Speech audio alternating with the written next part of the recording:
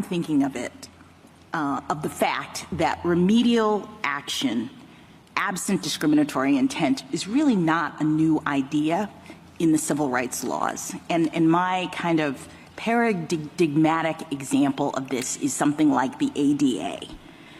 Congress passed the American with Disabilities Act. Very similar to black voting districts from Ketanji, okay? The Americans with Disabilities Act against the backdrop of a world that was generally not accessible to people with disabilities. And so it was discriminatory in effect because these folks were not able to access these buildings. And it didn't matter whether the person who built the building or the person who owned the building intended for them to be exclusionary. That's irrelevant. Congress said the facilities have to be made equally open to people with disabilities if readily possible.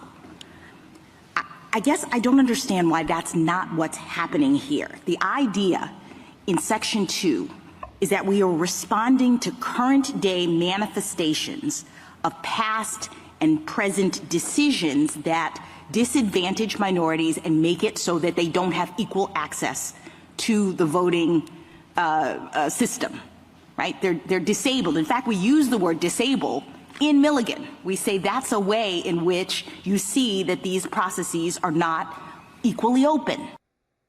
What is she saying? Like black people need ramps to get into the polling place or something?